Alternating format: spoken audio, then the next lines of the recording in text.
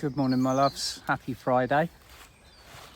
Tim in the woods or in the office, and pleased to report the office is getting steadily more pleasant with every Monday and Friday that I come out here, and it's a gorgeous vibe.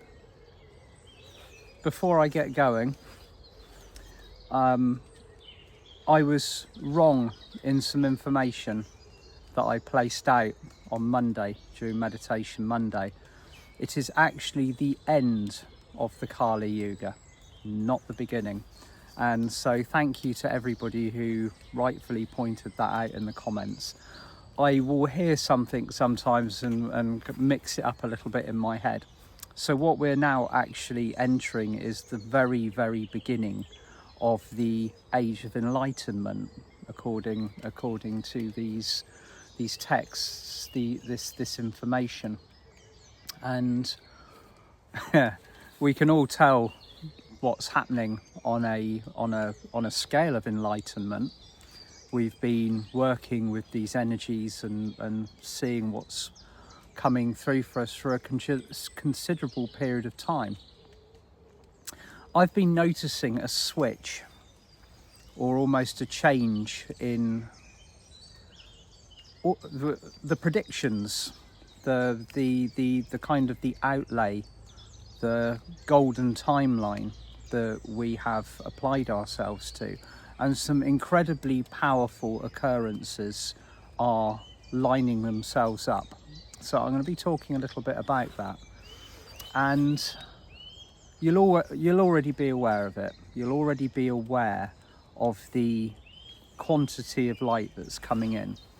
You might be aware of the information that is coming out about the incredible extensive structures underneath the pyramids, whether you believe that is real or whether you think it's something that's been put into the fields and is distracting. We always need to be incredibly discerning when we receive information, particularly in this time, because anything can be created with artificial intelligence and put out there as a distraction. I mean, if we thought 2020 was full of narratives, then now it is. You have to be very in your heart. You have to be extremely kind of pinpointed and tuned in to understand fully what you are receiving. Even with the funny bat signal that was up in the sky, the twirly bat signal, it looked like the thing that Batman used to throw up into the air to or they were calling him in from Gotham City. And there's so much going on. There is an overwhelming quantity of information, things that are calling for our attention, stuff to get involved with, to become focused upon, to become maybe incensed or worried or angry or overwhelmingly happy about. And it's at this point again that the theme of the year keeps coming back to me. Neutrality. How do we observe the world around us in this space, in this time, at this particular moment? What is it that we need to do in order to be able to serve from the highest capacity? What is the best use for our time, our energy, and most importantly, that golden resource, our frequency? Where do we pour it? What do we do with it? And again and again and again, it comes back to bringing it back to center, holding the light, observing, being that pillar, being that unquenchable flame of peace. And you will never have received, or never will receive, the quantity of light that we are taking in at the moment. Again, it's unprecedented. This is one of the things that has changed or shifted recently. There was a little period of time where my guides and my connection to the Intergalactic Council went quiet, and I noticed this was happening for other people as well. It's almost like an eerie radio silence. Now, I've spoken about this before because it's happened with me many times over the years, and it's a scenario that I call going dark, where we reach a certain pitch or a certain frequency or have achieved a certain amount on the spiritual pathway, and all of a sudden it's exam time and you feel like you are placed within a darkened room, and all of your guides, and maybe you've got chatty guides, maybe you've got angels that communicate with you regularly, maybe you feel a lot, maybe you feel their presence and you can sense them close to you. All of a sudden it's a little bit like they just totally disappear, but they don't. It's almost they stand around the outside of the room very quietly, observing how we respond to situations and the scenarios that are presented to us. And this particular time, and I'll be very human about this, I found the timing very questionable, and I also found it a little bit unnerving. Now, if it wasn't a test or initiation, what would be the point in actually having it unless it challenged me? And you will be finding the same if you've experienced this, that there will be almost a repetition of things that you've experienced before, but on a much heightened level, and the timing is never convenient. It's never done when it works or is suitable for you. It will be when you least think that you need it the most, but in actual fact you do. So that radio silence, that quiet, was broken the other day, and and it felt like I was resuming that communication. I'm not a person who hears my guides right next to me talking in my ear like they're having a conversation. I will feel the presence and I will receive the information through a variety of sources, usually claircognizance, which is my knowing, and also if I'm being a little bit hard to get through to, I will see a car with a registration plate that makes a certain word, or sign writing on the side of the van. Or there's always the favourite, I go into the garage in the morning to get a cup of coffee and there is a song playing on the radio. Now, this morning I was asking about the light that was coming in, just as you do on the short drive to the petrol station to get my cup of coffee. I was like, well, we have got a significant light event coming through tomorrow on the 29th, which is also the date. It's another mark on the calendar for eclipse season. So what's with the light that is coming in? What makes it so different? Why is it so powerful? Why can we see it so much? And I just walked in, started getting a cup of coffee, and the song was on the radio, Walking on Sunshine. And immediately it's like, right, okay, so this is about us elevating our frequency, raising our vibration, living in joy, literally the definition of walking in sunshine. Now, something's going on with the light workers of this planet at the moment. We are being asked to hold more than we ever would have thought was applicable for each and every one of us.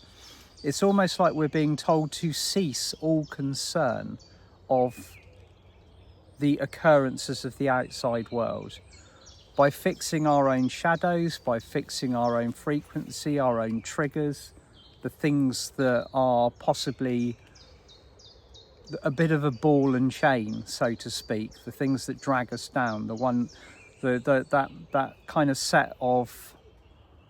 set of kind of emotional protocols that we go through that trip us up.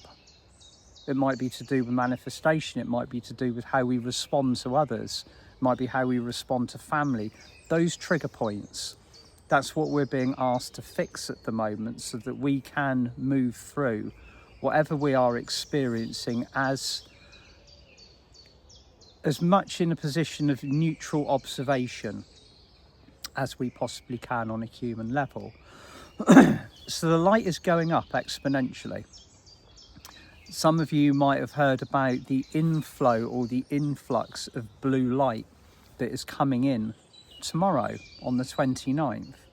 And as the universe would have it, I've got a full day's workshop tomorrow with my lovely friend Karen Main in Blandford in Dorset.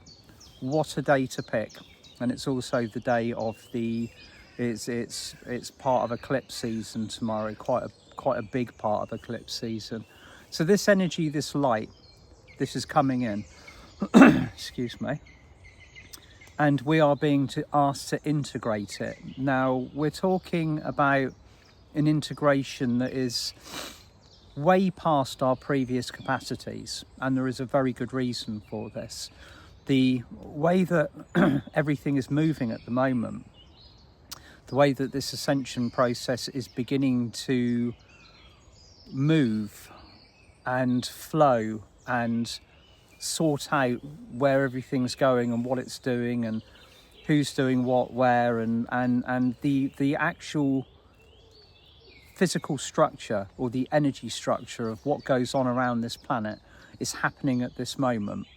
There is almost a sorting, and this isn't a derogatory term, a sorting of the wheat from the chaff, where those of us that have acknowledged the aspect of our awakening, whether we're actively participating or whether we're still going through the motions of realizing we're awake, and that's a phenomenon in its own right.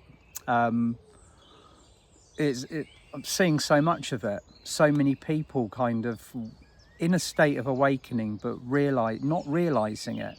Just the way that these people are speaking, the way that they're acting, the way that they are focused upon the world around them. And one of the first things that you might see with these people is an urge to withdraw from the carnival of 3D society, what the Matrix is creating to harvest the magic, the energy that it needs to sustain its game.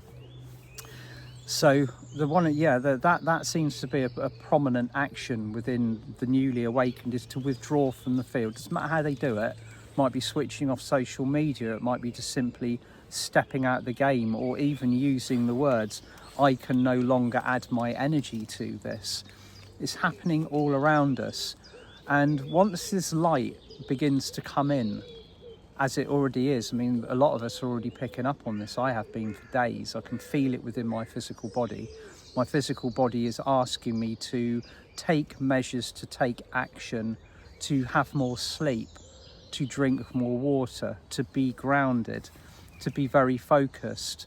And yesterday I noticed that because I hadn't quite acknowledged what I needed to acknowledge, my mind, my mental body, picked up on these frequencies and was racing at 1,000 miles an hour, creating imaginary scenarios and movies and pictures. So again, it's bringing it back to center when we notice that these things are occurring, and ensuring that we are ready to receive what it is that is coming through.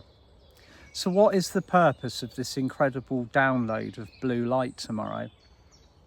I've been looking into it, I've been asking, and there's no real answer or response. It's coming in as an aspect of support for our ascension process, what we need to be absorbing and to be integrating at this moment in time in order to move to the next stage, to the next phase. And so instead of being requested to just hold the light, to be beacons or pillars or anchor points, everything about last year is starting to make a little bit more sense now. Last year 2024 was the year of the great, I've kind of called it the year of the great purge, because that's all we did. We purged our physical bodies, physical, little bit of mental, emotional and spiritual fields, but it was all about the physical. Your physical capacity to hold greater and ever increasing quantities of light that is coming in from the cosmos. And in order to do that, we have to be as clear as we possibly can be. Okay, we have to have the ability to integrate what is coming in with as little resistance as possible. So all of 2024 was like almost a rolling ball of ever increasing downloads coming through to the body that are telling the body that it must release this, it must release that, accumulating in what has to be one of the most intensive kind of flu seasons from December onwards. And a lot of that is still occurring with people. People are still purging their physical body in order to hold the light. So this is something that I'd just like to clear up very quickly for those of you that are wondering. I personally believe that when the physical body becomes unwell or diseased, it's obviously calling very clearly to have that aspect of us detoxified, but bringing in large quantities of light will trigger this response if our bodies aren't quite ready for it, or if we haven't done the work that we need to do. So that is why last year we were asked to change our diets. We were, and not just our physical diets, but our spiritual diets. Be careful of what we eat, be careful of what we drink, be careful of the medicines that we take. Many of us are still very much in the part of the world where allopathic medicine is still supportive for us. In some people have to, and I know a lot have gravitated over to the completely natural and nature related and based side of healing, but a lot of people still have got feet, one foot on either side. And so I don't know if you've only been following me for a short while, you won't remember, but last June and July I was told to give up my Ventolin inhaler, which I've been using all of my life since I was 6 months old. Literally, the memo came through, drop that inhaler, and I did. And also, what was extremely, it was such an eye-opener. I spoke about this on the 4th of August in a workshop in Emsworth, and everybody was like, well done, you've given that up. But then 3 or 4 people came up to me at the end of the workshop and said, I got exactly the same message at exactly the same time. So we are all receiving, or have been receiving, these messages to our bodies, probably via our higher selves and from our teams of light, to prepare for this light that is coming in. Okay, move ourselves to the next phase. Give your body the opportunity to be able to hold that light, to be able to walk on sunshine with very little resistance, because the light that is coming in is so high and of such a different frequency that it's going to require us to be absolutely dedicated and focused to that integration. And it's a beautiful, beautiful thing to be experiencing, to be here on this planet at this time. But I am seeing a change in the way that this ascension process is moving. And we can very, very clearly see now the difference between people that are choosing to continue on this ascension pathway and the people that are choosing to continue to learn at a third dimensional frequency. And that is obviously completely by soul choice. That's not something that we can control. It's not something that we should think about controlling. It is as it is, and the focus point comes back to us to be as high, pure, clear, and as focused as possible. And the priority at the moment is allow that light to come in, do whatever your body is asking or requiring of you during the integration, and most of all, be kind and loving and gentle with yourself, because there might well be stuff that is coming up. It's going to root out those things that you haven't dealt with, and all of the other bits and pieces. We've got energetically and astrologically, we've got all of these different things going on. Be kind, to yourself as an absolute must and a priority above all. Allow that love and that space for you to integrate when the time comes. So when this blue light frequency comes in tomorrow, it's funny how things come through at the moment, because in many cases things are moving so quickly. The rhymes and the reasons of it are not, they don't become available, they don't actually even become necessary until it's here and we know what it's here for. What we do know is that the trajectory of our frequency is rising at a rate that I don't even think that the Intergalactic Council, all of the other beings of light, realised that it would. So here we are, on the ground, doing the job. Give yourselves a pat on the back and a little bit of a rah rah rah. We're here, we're doing it. And at the end of March, moving into April, new bandwidth of energy, new frequencies. But that's all from me today. I'll be back on Monday with a meditation. And for those of you that are joining Karen and I in Blanford, Dorset tomorrow, really looking forward to seeing you there. If you haven't heard about it and you fancy coming along, it's going to be a beautiful one-day workshop in exquisite grounds in a school in Blanford in Dorset. And looking forward to seeing you there. Lots of love. Bye for now.